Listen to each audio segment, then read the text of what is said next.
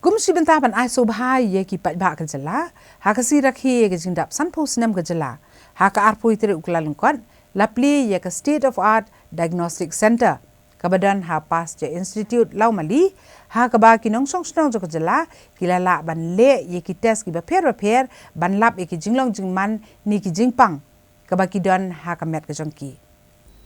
yakani ka diagnostic center la Plie de menteri ketenat ka koi ka khia ka jala u James PK sangma rengkat ka jinge don lang u principal secretary jong ka koi ka khia u P Sampat Kumar uba Christopher Rani u balong unong e treilang bat ka suraksha Salvia Global LLP u director of health services u Dr Amanwar bagi wikiwe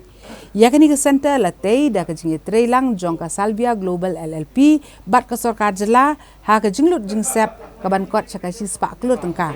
bat hakani ka center on bu iki kor ba pher ban le iki test ki ba bunjat ban lap iki jingpang ki ba pher uba Christopher Rani u ong ba hakani ka center ki don ki kor ki bor kum ka biochemistry immunochemistry hematology clinical pathology bat serology bat ulong ba da ka jing don jong ni ka center kan long ka jing mento ye ki pat ba ka jala ha ka ba kinum don kamsu ban let sabar ka jala ban le ye ki test ki ba pher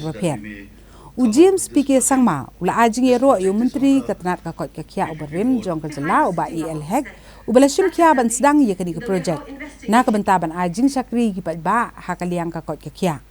ulapan paru i jing kermen ba ka ni ka center kan ajing mento ye ki pat ba ki ba let le ye ki test ba pher This project here is to deliver exclusive healthcare in a futuristic way to the citizens of Meghalaya. And when we noted to build this state-of-the-art diagnostic center with the support of the state government of Meghalaya was to build a benchmark, at least for the northeastern states of Meghalaya. We always have a lot of problems. Let us be practical to know that every person from Meghalaya, when they have a problem, they say, let's go to Guwahati and get ourselves tested, because sometimes we don't feel the reliability of things here. With all due respect to other industries, I'm very sorry about that. But we are here with the government support that we have promised the people of Meghalaya that not a single drop of blood should leave the state for the test, where we will provide all the available pathological tests available as per the technology that is there, with the kind of the most sophisticated and most advanced equipment that is being placed in this lab.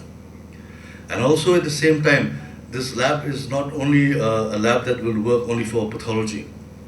This lab will deliver you oncology, neurology, gastrology, viral infections, maternal health, molecular screening, neonatal screening, and also the tests that are related to transplants. Our motive, our vision is, as the world grows in technology and as it upgrades in technology,